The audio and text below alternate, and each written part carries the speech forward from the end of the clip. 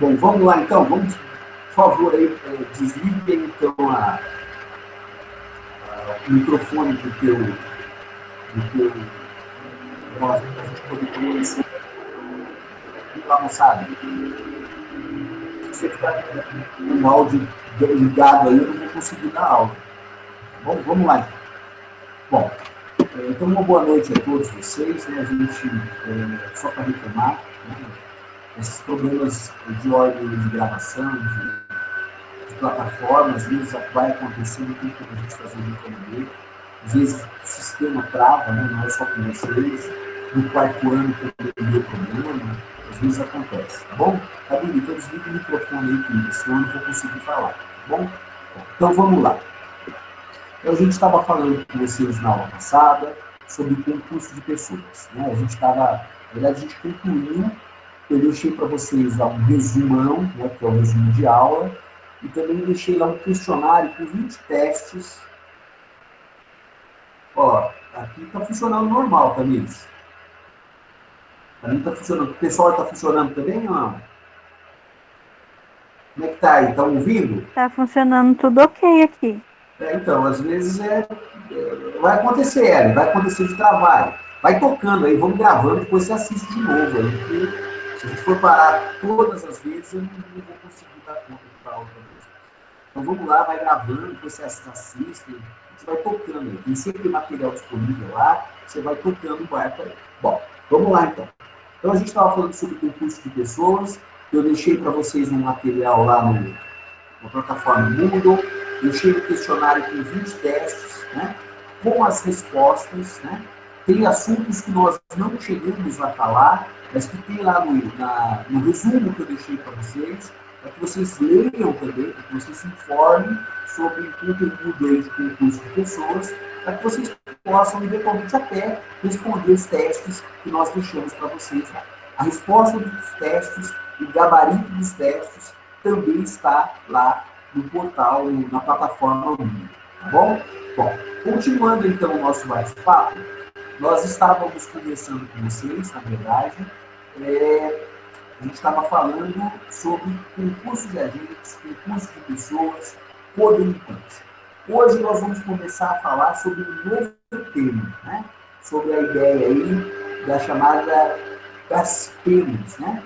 Como funciona a penalização do criminoso, de uma certa maneira, pelos olhos do Código Penal. É lógico que eu preciso falar para vocês que não, nesse sistema de responsabilização penal, na ideia do estudo sobre a teoria da pena, necessariamente nós temos que utilizar não só a Constituição Federal, a gente vai ver aqui hoje, mas a gente tem que utilizar também o Código de Processo Penal, porque lá a gente vai encontrar regras no tocante, por exemplo, a sentenças condenatórias. Mas também nós temos que utilizar essa ideia de estudar a pena, né, como funciona o sistema de responsabilização penal, eu também não posso me esquecer da lei de execuções penais. Então, a gente começar a estudar o artigo 31, 32 em diante do seu Código Penal, né? A partir do artigo 31 e 32 do Código Penal, e você vai perceber que nós vamos falar aí nesse segundo ano muito sobre a teoria da pena, tá? Como que as penas, um estudo sobre as penas que contém ou que o direito penal comporta, que o direito penal aceita, né? Então, para estudar a ideia das penas, eu tenho que necessariamente usar a Constituição, usar o Código Penal, a partir do artigo 31, utilizar o Código de Processo Penal e, por último, a Lei de Execuções Penais. Tá? São as quatro legislações extremamente importantes para que a gente possa entender o funcionamento das penas. Bom, e para começar a falar disso, né, para a gente começar a trabalhar aí, né, eu tenho um conceito do que é pena, de como funciona, o que é uma pena. E aí você vai perceber que a pena, né, ela é uma retribuição imposta pelo Estado em razão da prática de um ilícito penal e consiste ou na privação ou restrição de bens jurídicos determinados pela lei cuja finalidade é a readaptação do condenado ao convívio social e a prevenção em relação à prática de novas infrações. Tá? Então, a ideia, de uma certa maneira, é que a pena, de uma certa forma, né, o estudo da pena, primeiro elemento importante, né? Primeiro elemento importante é que a pena ela é determinada, ela é fixada pelo Estado, tá? Então, necessariamente, a pena vai ser fixada pelo Estado. No segundo momento, além da pena ser fixada pelo Estado, é importante dizer a vocês que ela só pode ser aplicada, né, ela só pode ser imposta pela prática de ilícito penal mediante um devido processo legal, né? Mediante um devido procedimento legal. Sem a existência desse devido processo legal, não será possível a aplicação da pena. Não é possível a aplicação das penas que o sistema penal tem, né? É bom dizer também que nós temos algumas finalidades, a gente vai ver aqui logo, algumas finalidades que a pena criminal tem, né? Primeiro que a pena criminal é uma imposição do Estado a um mal praticado pelo agente. É uma resposta que o Estado coloca, né, em razão daquela conduta proibida no meio social. Né? Então, nós temos toda uma evolução do estudo da ideia da pena dentro do mundo jurídico. Né? Você já sabe, você já deve ter ouvido falar, que inicialmente, no estudo das penas, nós tínhamos lá penas de morte, né? Pena capital, né? Açoite, né? O sujeito era esquartejado, né? O sujeito era queimado. Eu não sei se você lembra lá, Maria Angélica deve ter falado com você no primeiro ano, sobre as ordalhas, né? Que nós tivemos não só no período, no início do funcionamento do mundo jurídico, mas principalmente durante a Idade Média, né? Que era uma imposição, é um mal aplicado ao criminoso totalmente desproporcional àquela conduta. Então, no estudo do sistema penal, é importante relembrar esse histórico. Né? A pena, então, ela teve uma natureza de expiação, a pena teve natureza de pecado, a pena teve uma aplicabilidade totalmente desproporcional em relação à conduta. Posteriormente, no mundo penal, a pena passou a ser reparado através de uma reparação de dano, né? A pena no âmbito privado. Né?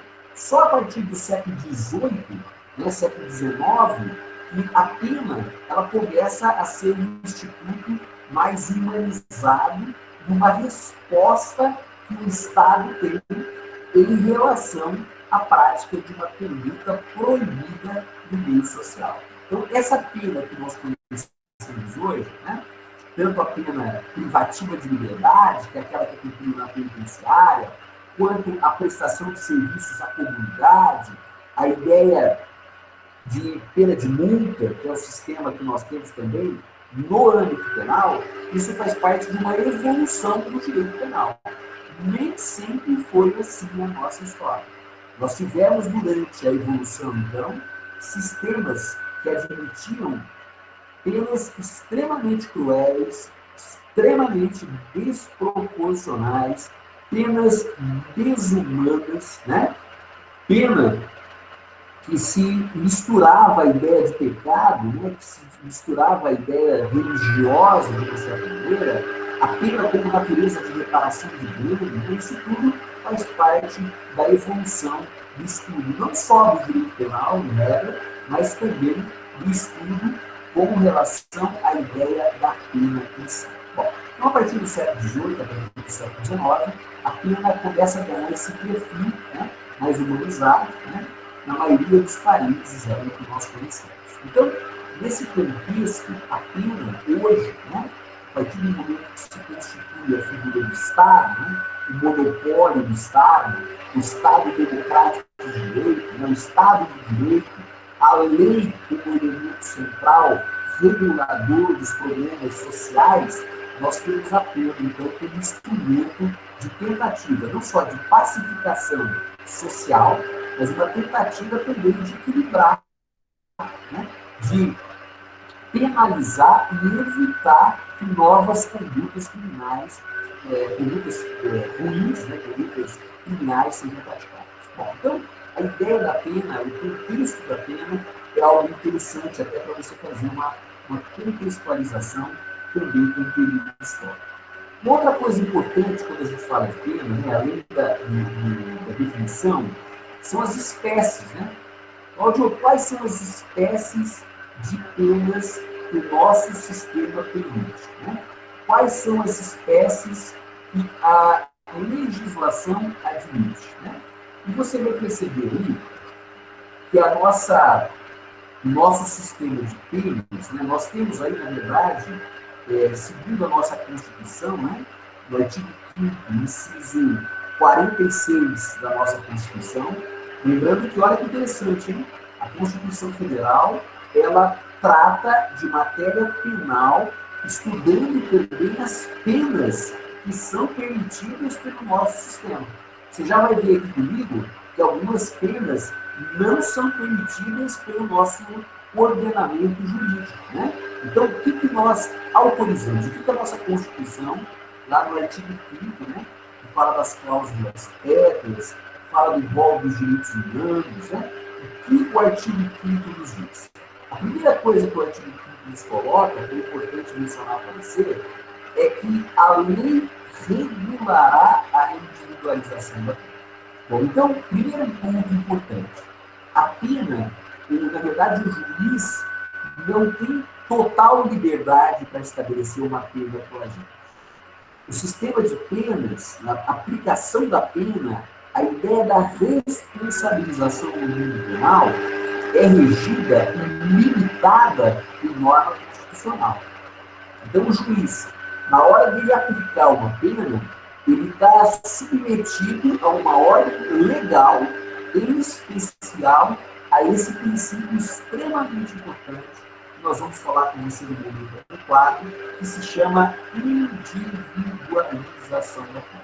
Olha que coisa bacana. Então, é possível, lembra que eu venho falando sempre para você aí, é possível lá no concurso de pessoas que praticaram o mesmo crime, segundo a teoria monista, a teoria unitária, eles responderão pelo mesmo crime que eles praticaram, vírgula. Entretanto, por esse princípio da individualização da pena, pode ser que eles peguem penas diferentes. Então, isso é permitido, plenamente permitido no sistema penal. É só, né, para você verificar, é só verificar se o sujeito é primário ou se ele é reincidente. Porque se ele for primário, provavelmente a pena dele será menor do que aquele agente que praticou o delito e já foi condenado definitivamente por um crime. Né? Então, nesse sentido, a nossa Constituição, lá no rol dos direitos humanos, em cláusula pétrea, né, que não pode ser abolida do sistema constitucional, impõe um limite à atividade do juiz, impõe um limite ao magistrado no momento que ele vai aplicar a pena. E só para a gente conversar um pouquinho, né, em qual momento que o juiz aplica a pena? Você pode me dizer? Que momento que o juiz vai aplicar a pena ao criminoso? Onde que é isso? Onde que isso vai, esse raciocínio do juiz vai acontecer? Né? Moçada, estão acordados aí?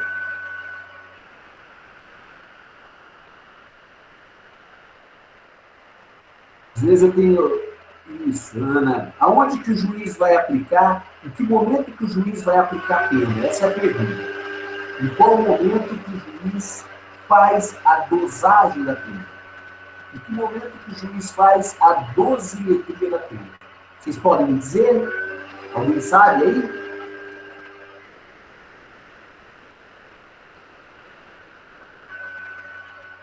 E moçada? Nós temos aí 26 alunos na sala. Isso, João Henrique. Na sentença, meu querido. É na sentença que o juiz vai fazer a dosagem da pena. Então, é nesse momento aí que a Constituição e o sistema legal exige do juiz um raciocínio para que ele possa adequadamente individualizar a pena, tendo em vista a pessoa do criminoso, tendo em vista a gravidade da sua conduta, tendo em vista a tentativa de evitar que esse crime seja praticado por outros criminosos e, consequentemente, também a pena, você vai ver aqui comigo, a pena tem uma finalidade utópica, mas ela tem uma finalidade de readaptar, né? De socializar o criminoso. Eu, na verdade, inclusive, acredito que a missão da pena, a mais importante missão de toda pena no mundo criminal é readequar, readaptar o criminoso para que ele venha melhor ao contexto e à vida social. Lógico que essa é uma utopia minha, né? Uma ideia extremamente complicada essa, né? E não é complicada só no Brasil, né?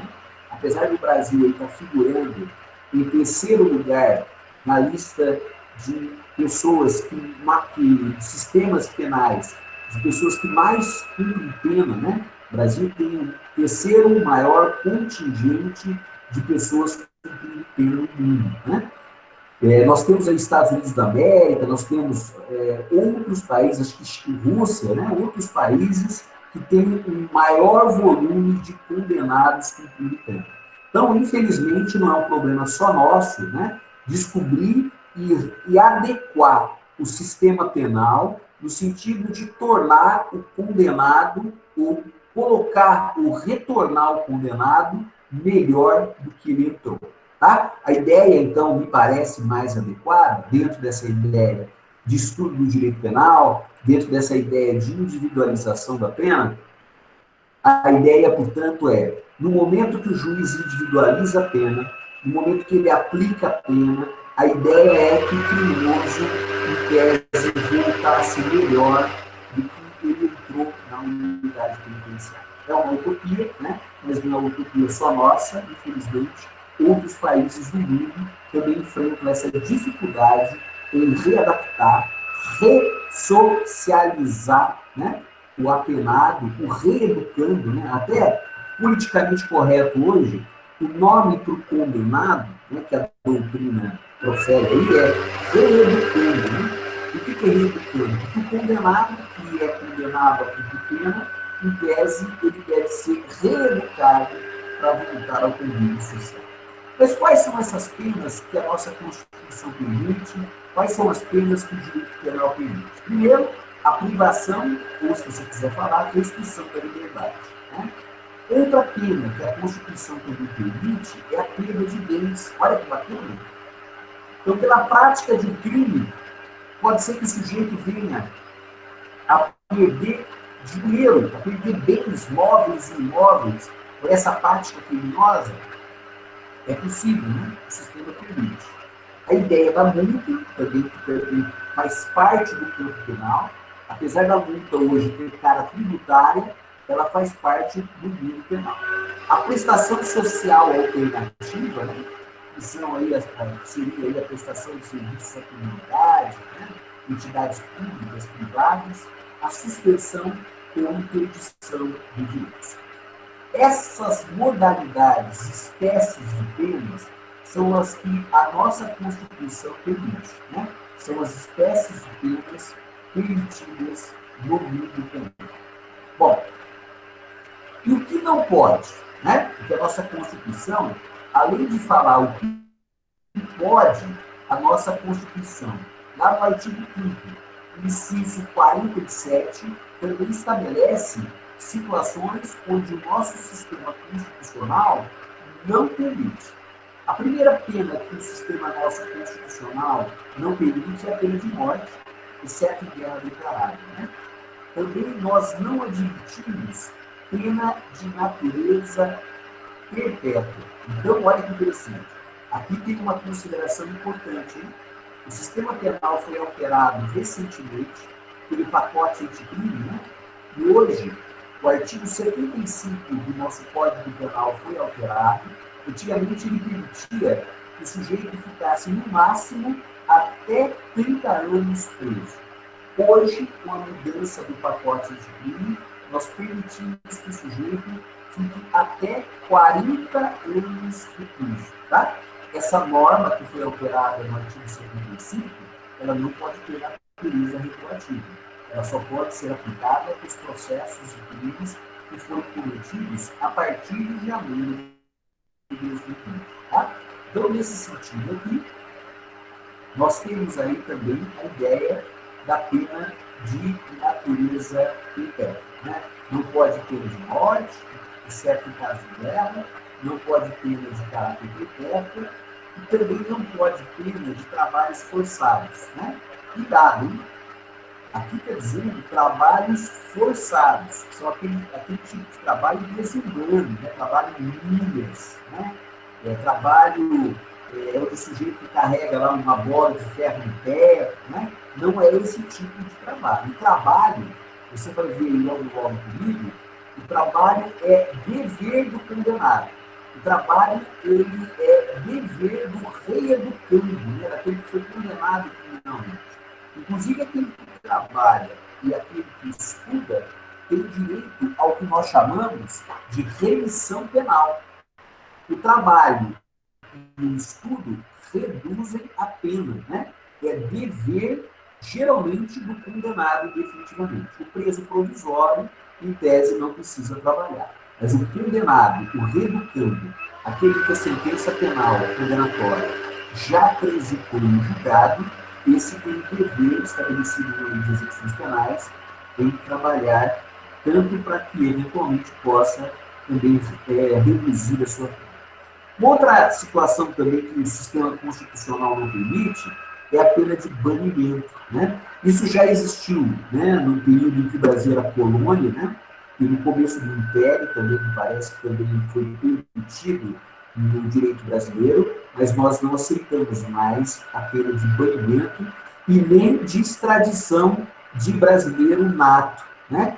Então, lembra, não sei se vocês estão lembrados, mas lá no caso do Fernandinho Beiramar, existia lá uma discussão que os Estados Unidos da América queria que o Fernandinho Beiramar fosse banido do país, né? Fosse extraditado do país para que ele viesse a cumprir pena nas penitenciárias americanas, né? Esse tipo de extradição de brasileiro nato não é permitida pela nossa Constituição. A exceção que nós temos é de brasileiro naturalizado, né? Aí nós temos uma exceção lá. Mas o brasileiro nato não é possível nem ser banido e muito menos extraditado do território brasileiro, né? É o princípio aí da soberania, né? Da territorialidade, né? No âmbito penal. E também a nossa Constituição não permite as chamadas penas desumanas, ou conhecidas como penas cruéis, né? E aí a gente tem um monte de situação que se encaixa aí nas penas cruéis. Superlotação carcerária. Eu não sei se vocês sabem, mas o Brasil responde procedimento, né, aí nos tribunais e nas cortes de direitos humanos por superlotação carcerária, né? E também por situações, né, que já ocorreram dentro da história do direito brasileiro, onde condenados foram executados, né? Diga-se de passagem, Carandiru, né? Nós tivemos aí outras situações onde nós tivemos extermínio de sentenciados de reeducandos que tiveram violação à ideia da dignidade da pessoa humana, e aí esse dispositivo do artigo 5º da Constituição já se entende na superlotação carcerária que poderia ocorrer o que nós chamamos de penas cruéis. Bom, é importante destacar, né, que eu falei para vocês agora de duas situações interessantes. Eu falei para vocês que não só as penas permitidas no nosso direito penal, como também as penas que são proibidas pelo nosso sistema penal, estão descritas essas regras dentro do artigo 5º da nossa Constituição, que você já sabe, isso é entendido como cláusula pétrea e, portanto, segundo o artigo 60, parágrafo 4º, inciso 4º da nossa Constituição, retirar essa ideia não é ou não pode ser objeto de emenda à nossa Constituição, tendente a abolir os direitos e garantias individuais. Então, é importante dizer que, fora da exceção permitida, fora da possibilidade do nosso sistema, não é permitido a criação de uma emenda constitucional que venha a permitir, que venha a autorizar a pena de morte no Brasil. Isso não é possível dentro do nosso sistema constitucional. Outra coisa importante, então, que apenas só retomando aí, né? Eu coloquei a questão da guerra declarada, né? Inclusive é a única permissão onde nós temos a possibilidade de pena de morte, está regida lá no Código Penal Militar, né? No Código de Processo Penal Militar. A questão aí da pena de natureza perpétua, né? Com a mudança do artigo 75 do Código Penal, que hoje esse artigo 75 também foi alterado pela lei do pacote anticrime, e hoje nós admitimos aí que o sujeito venha cumprir pena no máximo até 40 anos. Isso também é novidade. A questão do trabalho forçado, né? Eu acabei de falar com você que o trabalho e o estudo podem conceder a remissão de pena, né? A questão do banimento, da deportação, da expulsão, né? Que eventualmente são situações aí, né, que lá no campo administrativo não faz parte do âmbito penal, não faz parte do texto penal. E, por último, as penas cruéis também não são autorizadas pelo direito constitucional penal, né? Penas degradantes, desumanas, né? Açoites, chicotadas, marcação de ferro em brasa, superlotação carcerária, né? Nós temos até uma questão hoje interessante, que é a questão do coronavírus dentro das unidades penitenciárias, né? Será que a manutenção dessas pessoas não violaria esse dispositivo constitucional? Né? Não sei, né? Algumas situações aí a gente vem olhando que a jurisprudência vem concedendo aí prisão domiciliar para algumas espécies de condenados que possuem patologia, justamente para tentar evitar que o sujeito venha a falecer nas unidades penitenciárias, principalmente em razão da pandemia do Covid-19. Bom, nós temos 3 finalidades e fundamentos da pena. A primeira teoria que fala sobre a pena, né, que tenta analisar a ideia da pena, é chamada de teoria absoluta, ou conhecida também como teoria da retribuição. E essa teoria absoluta, ou teoria da retribuição, ela enxerga na pena a punição do infrator pelo mal causado à vítima, aos seus familiares, à coletividade e ao próprio Estado. Tá? Então, a única finalidade e fundamento da pena, segundo essa teoria absoluta, segundo essa teoria da retribuição, é que a única justificativa é aplicar uma pena ao infrator. A gente consegue enxergar isso bem agora no momento que nós estamos vivendo, né? O direito penal máximo, não sei se você já ouviu falar das velocidades do direito penal, né? E lá nas velocidades do direito penal, né, uma teoria alemã, também estudada bastante no direito penal espanhol, que nós enxergamos lá que aquele direito que tenta consertar o mundo através de uma punição, né? É aquele direito penal que tenta abarcar e tenta envolver todo tipo de conduta e trazer para o campo penal, né? Isso, na verdade, no nosso sistema é bastante discutido, bastante criticado, né?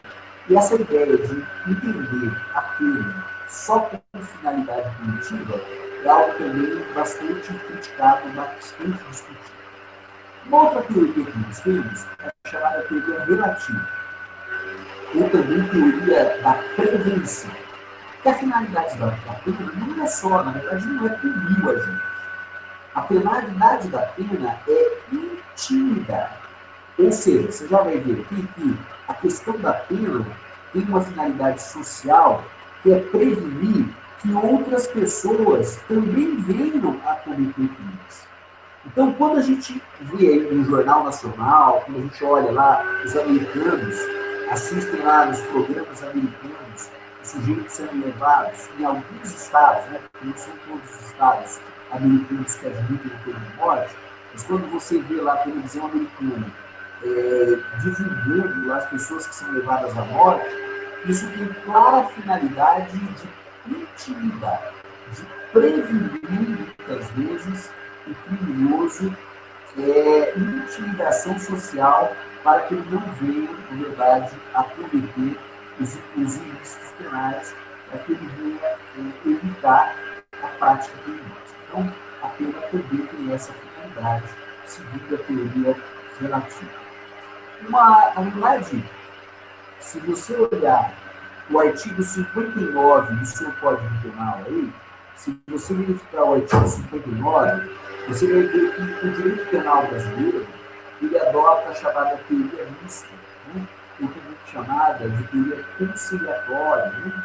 Essa teoria mista, o que ela diz no artigo 59 do Código Penal?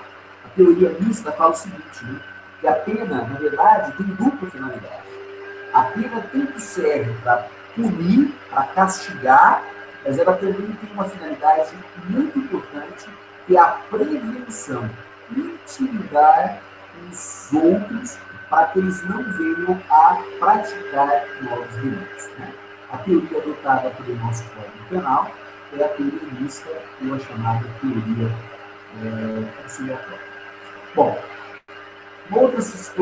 nós temos aí dentro dessa ideia de prevenção, né, de teoria, né, teorias relacionadas ao estudo da pena, nós temos aí o que nós chamamos de teoria preventiva, né, que, como eu disse a vocês, que a pena tem uma finalidade não só de incriminar, mas de intimidar os cidadãos. Né? E essa é uma ideia relacionada aí à chamada prevenção geral. Para toda a sociedade brasileira, a gravidade da pena, a certeza da pena, tem um caráter de prevenir de forma geral e proteger o chamado bem jurídico penal. Proteger o patrimônio, proteger a vida, né? Proteger aí vários interesses que o campo penal entende como relevantes. Então, nesse sentido aqui, quando eu falo que no campo penal a teoria preventiva, né, ou a ideia da prevenção, de intimidação, é algo muito importante, né, é no sentido de intimidação dos cidadãos, para que eles verifiquem que a certeza da pena e a sua aplicação tem natureza também para prevenir. Mas também é importante dizer que a pena também deve avaliar o que a gente chama de prevenção especial. Né?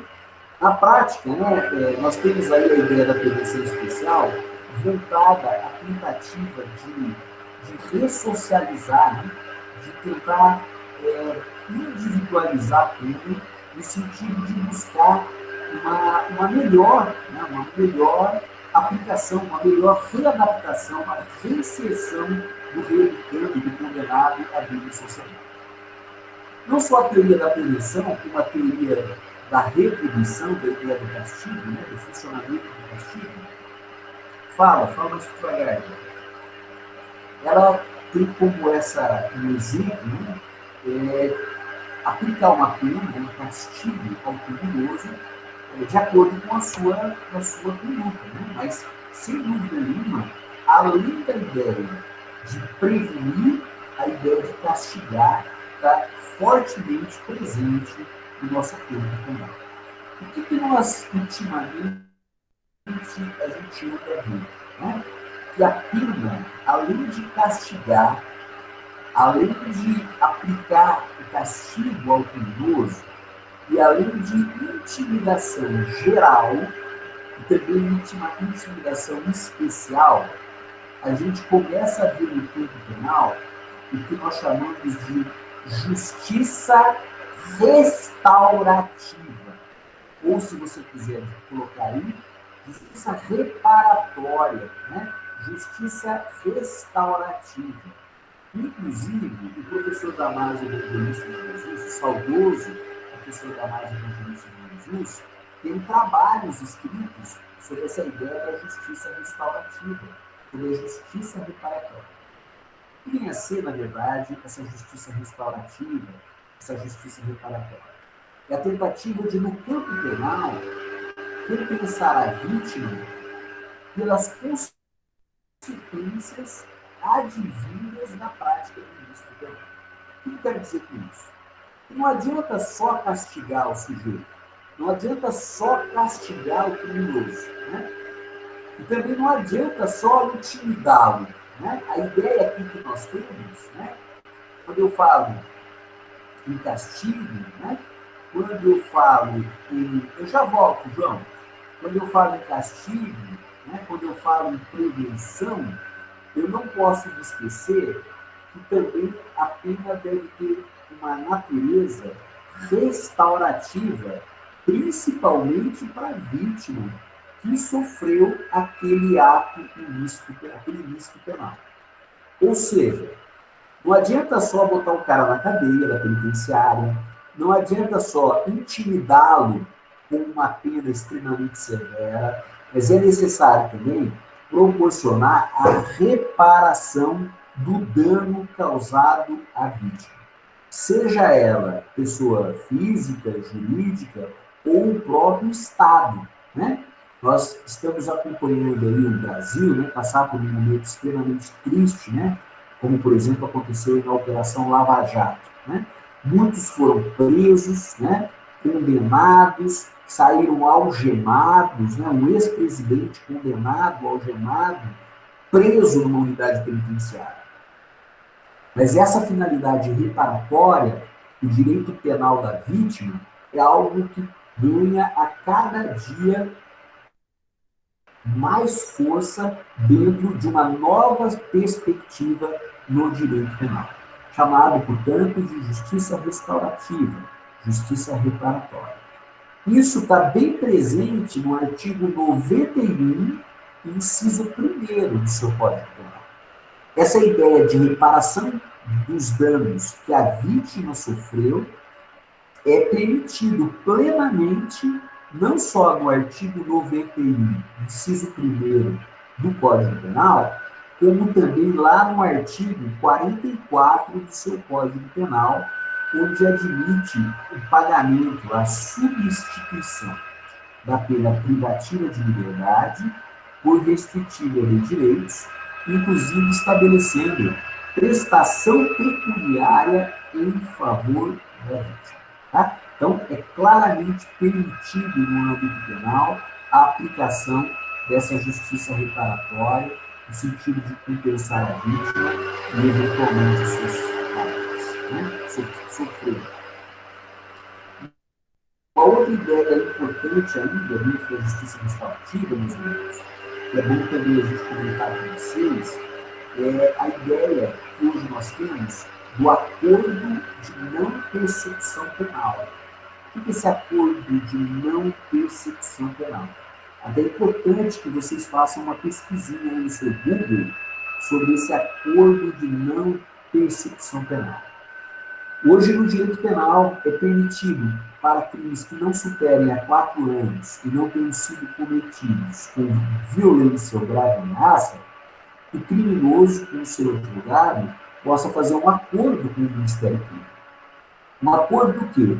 De não existência do processo, desde que ele faça o quê? A reparação dos danos que a vítima sofreu. Camila, tem 2 artigos, o 91, inciso 1º do Código Penal, e o artigo 43 e 44 do Código Penal, tá? 91, e 43 e 44 do seu Código Penal. Bom, então, nesse contexto aqui, né, nós temos, então, algumas finalidades da pena. E aí, João, a primeira finalidade, na verdade, é castigar, tá? Então, o sistema penal estabelece aí o castigo como natureza de penalizar de maneira exemplar o criminoso. A segunda ideia, que é o que você me pergunta aí, a questão da teoria preventiva, é que a ideia é tanto intimidar. Então, ao lado do castigo, a prevenção com a intimidação é extremamente importante, João. Então, quando alguém aí, por exemplo, na Lava Jato, quando um político vê um cara que tem poder econômico, né, um sujeito que esteve lá em Brasília comandando o país, sendo preso, Isso não tem uma finalidade de prevenção, de intimidação para todas as outras pessoas que eventualmente venham a desempenhar o mesmo cargo? Essa é a ideia da prevenção.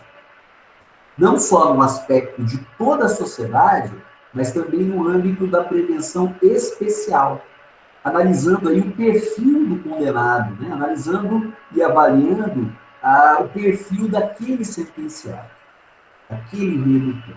Né? Então, essa é a ideia importante aí, as teorias que nós temos. E nós temos também a chamada teoria da readaptação, né? É uma tentativa de readaptar o condenado, o reeducando, né? Tentando reabilitá-lo para a convivência social. Né? E nesse sentido, eu também adoto essa ideia, acho que essa teoria, as duas últimas aí são duas teorias importantes, né? Não só a justiça restaurativa, né? A ideia da reparação da vítima, que o direito penal ele tem que ser estudado não só sobre o perfil do criminoso, não só sobre o perfil do bandido, mas o direito penal também deve ser estudado com relação às consequências que o crime leva no âmbito social. E essas consequências que o crime traz para o nosso convívio social, necessariamente é a avaliação, avaliar de uma certa maneira, os danos que as vítimas eventualmente sofrem. Né? Então, essa justiça reparatória, esse direito penal reparatório, essa pena com clara finalidade de reparação dos danos causados à vítima é algo extremamente importante. É um direito penal da vítima. Outra ideia, novidade de uma certa maneira também, é a ideia da readaptação. E aí, de uma certa maneira, estabelece essa teoria da readaptação, né? Esse movimento da readaptação no campo penal, que o criminoso, reeducando, sentenciado, aquele que recebe uma pena do Estado, deve receber estudo, orientação, possibilidade de trabalho, lazer, aprendizado de novas formas laborativas, né? Para que, eventualmente, ele saia do sistema carcerário, do sistema penal, melhor do que ele já entrou.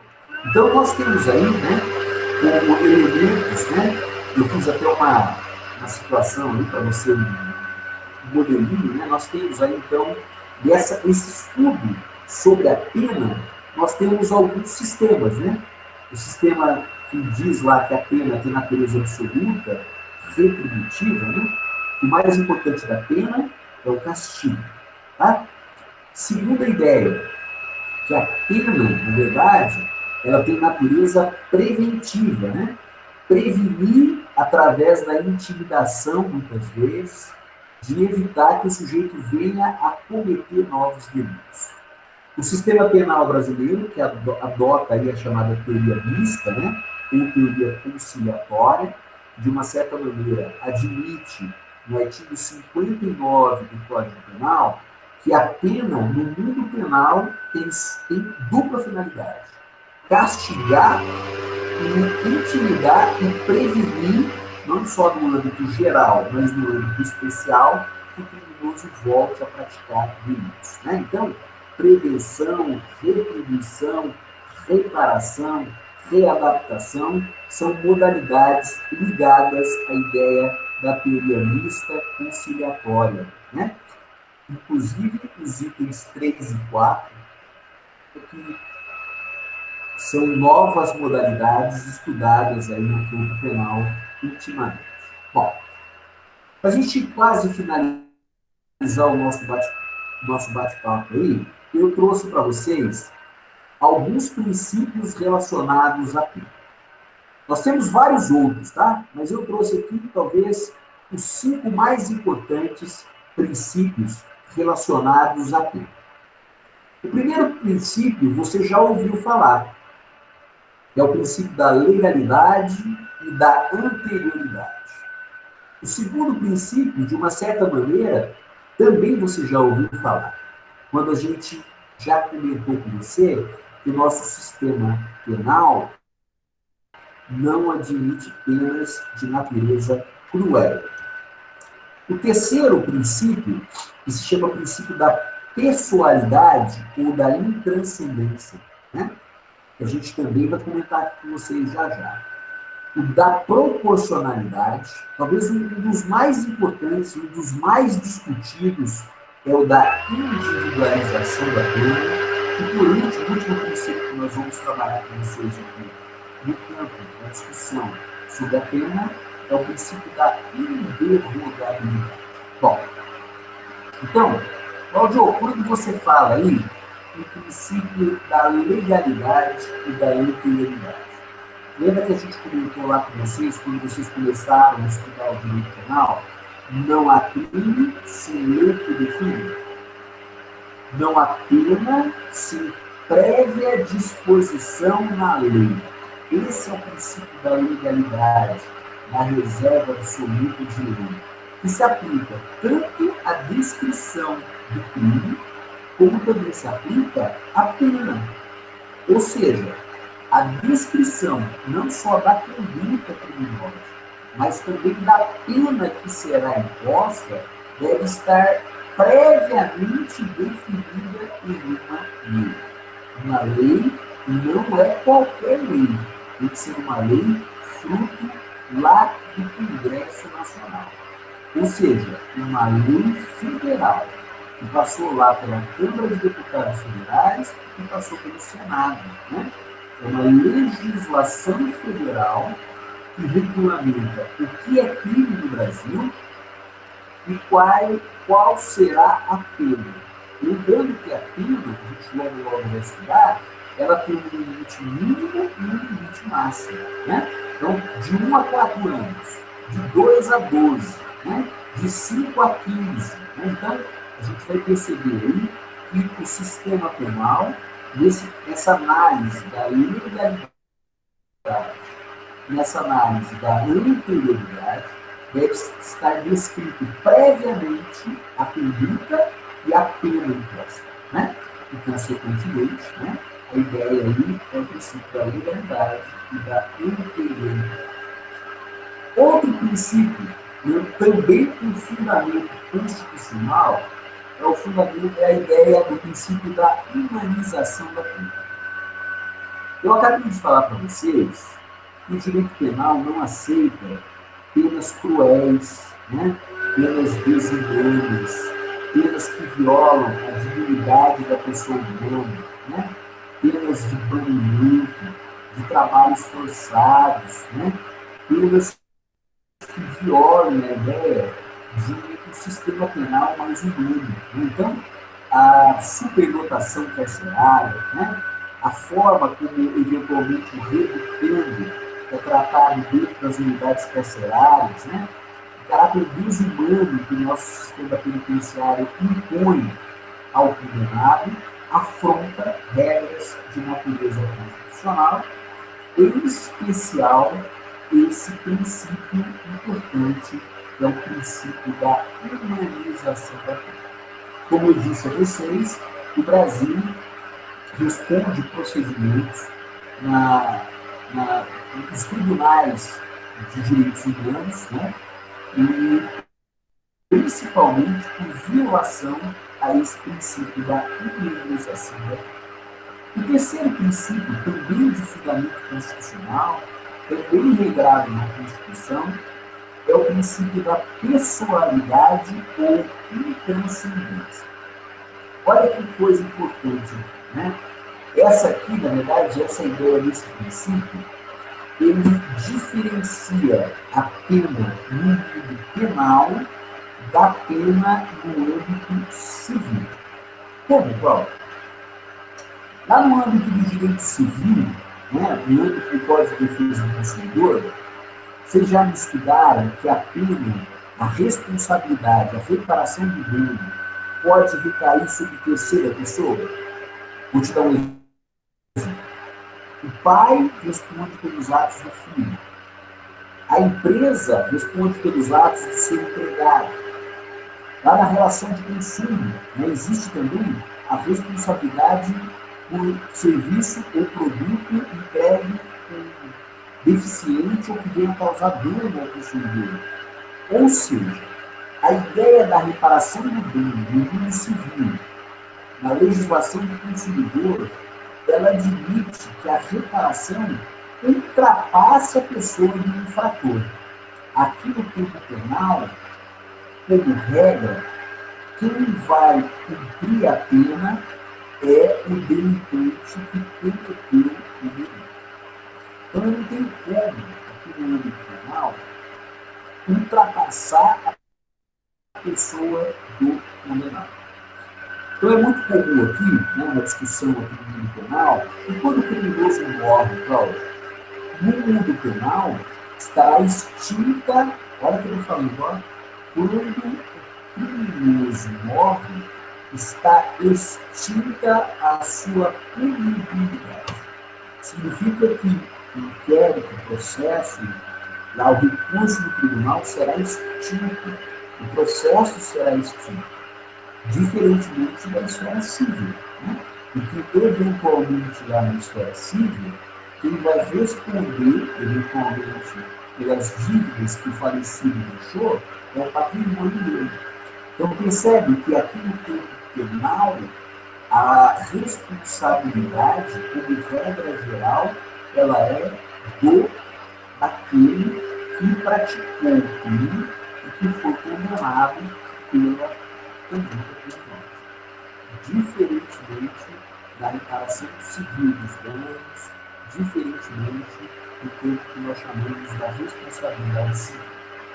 Outra coisa importante aqui que a gente tem no mundo penal é que no âmbito penal nós temos a pena de multa. Alguns autores hoje defendem a ideia de que como a pena de multa no campo penal é uma dívida de dinheiro, é uma dívida de valor, essa seria uma exceção a esse princípio da pessoalidade ou da intranscendência. Eu não gosto muito dessa ideia, né? Mesmo sendo a pena de multa de natureza penal, dívida de valor, de natureza tributária, me parece que esse princípio da pessoalidade protege a família do delinquente.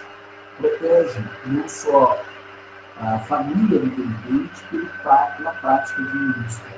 Então, nós temos uma corrente, vários autores, inclusive, dizendo que a multa seria uma exceção, a multa penal seria uma exceção a esse princípio da pessoalidade. Um outro princípio importante também no mundo penal é o princípio da proporcionalidade. Ou seja, o que eu quero dizer para vocês aqui? Quanto mais grave o crime, maior deve ser a pena. Essa é a ideia.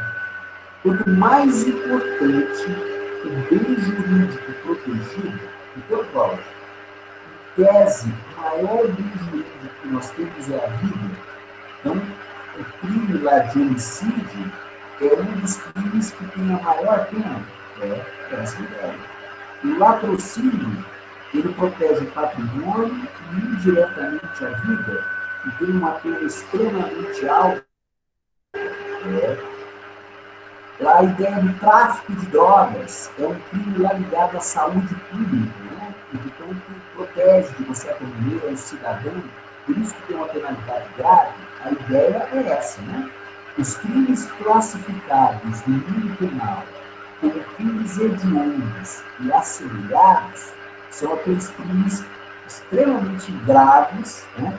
São aqueles crimes que afetam a sociedade de uma maneira geral, e por afetar a sociedade de maneira geral, são crimes que merecem uma penalidade e efeitos penais diferenciados. Tá? Então, o outro princípio de natureza constitucional, em tese, seria o princípio da proporcionalidade.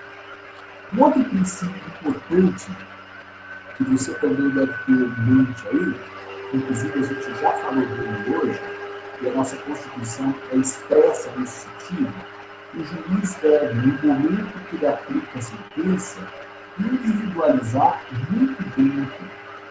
Esse princípio da individualização da pena, nós vamos estudar quase que o restante do ano. Porque eu vou estudar com vocês logo, como que o juiz faz o que nós chamamos de dosimetria da pena. Dosimetria da pena, né? E essa ideia de dosimetria da pena está lá no artigo 68 do Código Penal Brasileiro, que é uma situação onde o juiz também fica limitado. O juiz também tem um limite para aplicar uma pena no mundo penal. Ele não aplica a pena da maneira como ele quer, como eu já disse a vocês. Né? Ele aplica a pena, né, de maneira adequada, né, de maneira a individualizar a resposta que o Estado dá àquela prática criminosa cometida. E antes, eu vou falar só mais um aqui, Andressa, e eu já falo, já te respondo. E o último princípio, meus amigos, é da inderrogabilidade da pena. A ideia é que a pena não pode deixar de ser aplicada. Né? Apenas em situações excepcionais, a pena deve ser perdoada. Né? Lembra que eu falei na aula passada para vocês sobre lá a colaboração premiada, a delação premiada, que lá o juiz poderá até perdoar aquele que entregar os demais comparsas do crime, mas é uma situação excepcional. Como regra geral, o juiz, entendendo que o sujeito deve ser responsabilizado, o juiz deve aplicar a pena. Né? A ideia, então, no âmbito das penas, é a questão da inderrogabilidade da pena. O juiz deverá aplicar a pena. Bom, para a gente quase finalizar a aula de hoje, então, eu deixei um resumo para você desses princípios, que a maioria deles estão na nossa Constituição Federal, que eu gostaria que você desse uma olhada. Já deixei lá, né? O pessoal me pediu aí agora, eu já deixei lá no Moodle, né? Para que você possa passar os olhos. Cláudio, e com base aí na Constituição, quais são as situações que a gente vai estudar? Nas próximas aulas, nós vamos estudar, então, as modalidades. A pena privativa de liberdade, né? Reclusão e detenção. As penas restritivas de direitos, quais são elas? A pena de multa e, eventualmente, para aquele que é inimputável, que tem uma patologia mental, ou para o semi-imputável, a gente ainda tem as chamadas medidas de segurança, que nós estudamos lá quando tratamos da culpabilidade e da incapacidade no mundo penal. Bom, quando prescreve, Andressa, aí não, né? Porque quando prescreve, está extinta a punibilidade.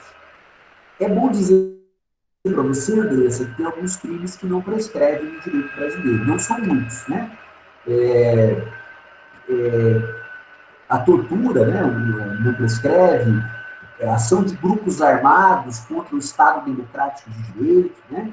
Alguns dizem que também violação contra direitos humanos, né, também não prescreveria. Tem uma discussão se tratar o Tribunal Penal Internacional, né, as regras desse tratado internacional, se elas inseridas dentro do sistema penal brasileiro, se essas questões também não tornariam outros delitos que violam os direitos humanos e não tornariam também prescritíveis esses direitos. Andressa, é verdade, quando eu falei da individualização das penas, o juiz, na individualização das penas, ele vai usar o que a gente chama de critério trifásico. 3 fases, né? Está lá no artigo 68 do Código Penal. Circunstâncias judiciais, né? Agravantes e atenuantes, causas de aumento e diminuição de pena. Essa ideia, Andressa, de criar fases, é uma tentativa também de limitar e exigir do juiz, no momento que ele fixa a pena, uma razão plausível para que ele venha, primeiro, a visualizar qual vai ser o quanto da pena a ser aplicada. Ele não pode simplesmente olhar para o condenado e falar 10, 15, 20, 8, 10, ele não pode fazer isso. Ele tem que passar por todo um procedimento que a lei estabelece, né, para que, ao final, o juiz possa determinar não só o quanto da pena, mas também se o regime será fechado, semiaberto ou o regime aberto. Tá bom? Bom, então, mais alguma dúvida aí de vocês? Mais alguma questão? Né? Parece que hoje, aí, apesar do nosso quórum estar com 31 alunos, nós estamos aí com poucos alunos assistindo às aulas, tá? Sei que vocês podem assistir depois, tá? Mas era legal que vocês estivessem para que a gente pudesse conversar. Bom, então, tranquilo, né? Beleza aí, Tamires? Beleza, Igor, né? Ana Paula, Andressa, né? Camila, que esteve aí presente, né? O João Pedro, né? O mais que tem junto a Vera, né? Que esteve conosco, a Carolina, a Viviane, a Ana Paula, né? O pessoal Aéreo, que entrou aqui, a Jennifer, o Diogo, né? O Guilherme Francisco, o pessoal que teve que estar junto aqui se manifestou durante as nossas aulas. Bom, então era isso que eu tinha para falar para vocês hoje, tá? E a gente vai começar a estudar, então, o artigo 31 do Código Penal. Um beijo para vocês, que Deus os proteja aí, tá? Vou disponibilizar essa aula, se tudo correr bem, a gravação correr bem, a gente vai disponibilizar agora lá, amanhã no máximo, já está disponível para aqueles que não puderam assistir, para que venham assistir a aula de hoje. Bom, beijo para vocês, tá? Boa noite, bom feriado, bom dia do trabalhador, né, para todos nós, e até a semana que vem, aqui no Google Meet, a gente vai se encontrar. Beijo para vocês, tchau, tchau.